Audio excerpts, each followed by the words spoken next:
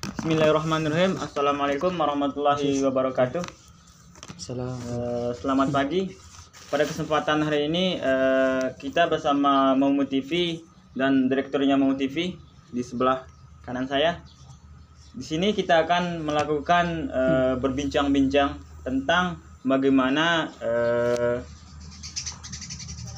dampak atau musibah yang dialami di negeri kita ini. Ayo Ustadz, mohon dijelaskan. Oke. Assalamualaikum warahmatullahi wabarakatuh.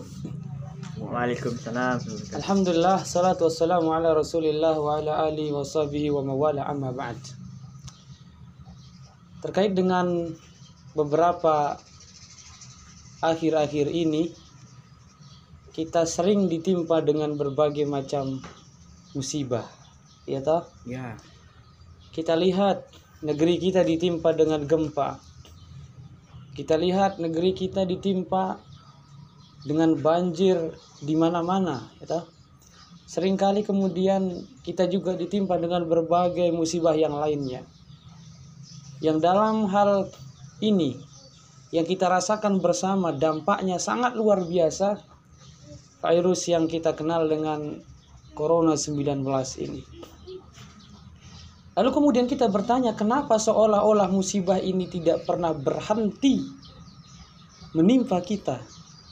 Kenapa? Ada apa ini?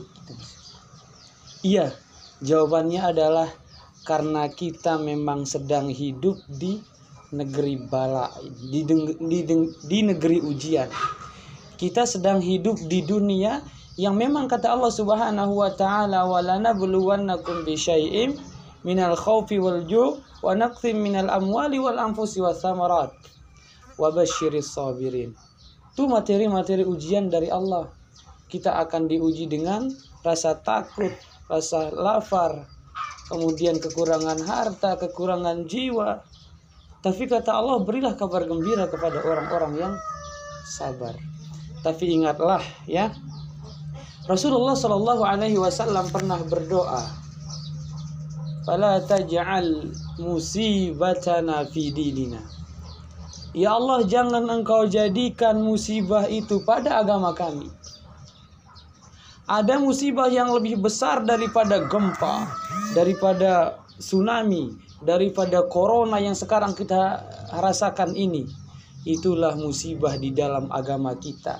Musibah di dalam agama adalah musibah dunia dan di akhirat. Tapi seringkali musibah agama ini tidak kita anggap sebagai musibah. Rasul mengatakan bahwa sholat 2 rakaat sholat subuh itu lebih baik daripada dunia dan seisinya. Tapi kemudian kita ketinggalan sholat subuh, tapi kemudian kita tidak sholat subuh, kita menganggapnya itu bukan musibah.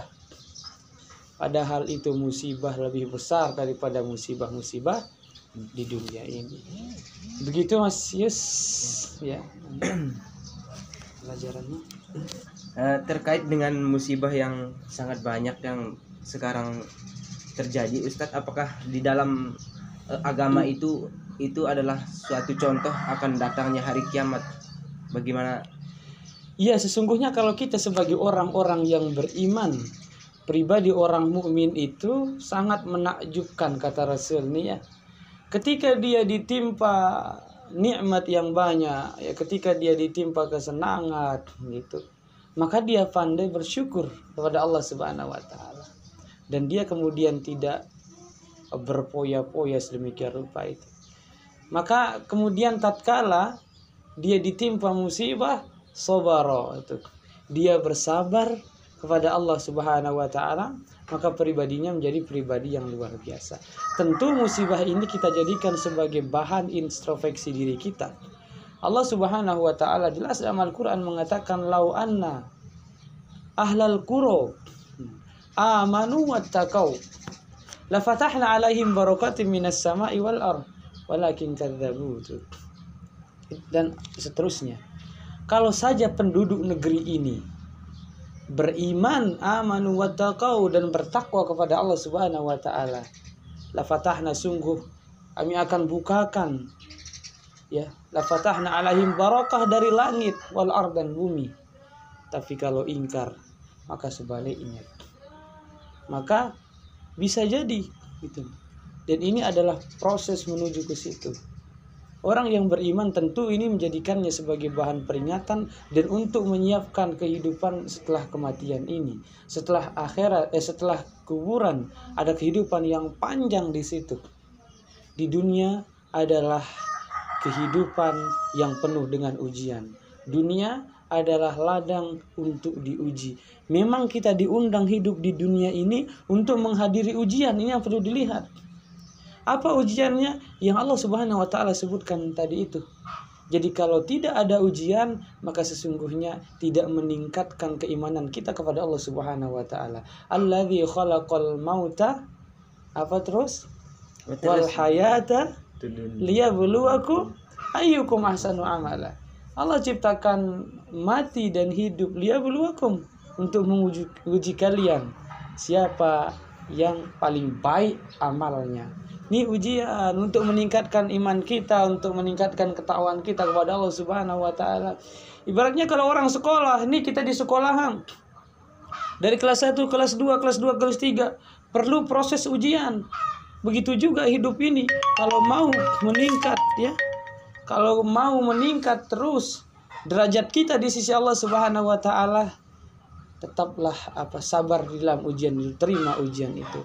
Dan semoga saja di akhir ini kita sampaikan lewat Mau TV ini, semoga saja negeri kita yang kita cintai ini diberkahi oleh Allah Subhanahu wa taala, dibukakan pintu langit, dibukakan pintu bumi ini barokah di situ. Dan kita juga berdoa kepada saudara-saudara kita yang mungkin juga sedang ditimpa ujian oleh Allah Subhanahu wa taala di belahan bumi yang lainnya. Ujiannya mungkin berupa ketakutan, rudal di atasnya, kekerasan dia terima. Semoga saja Allah Subhanahu wa taala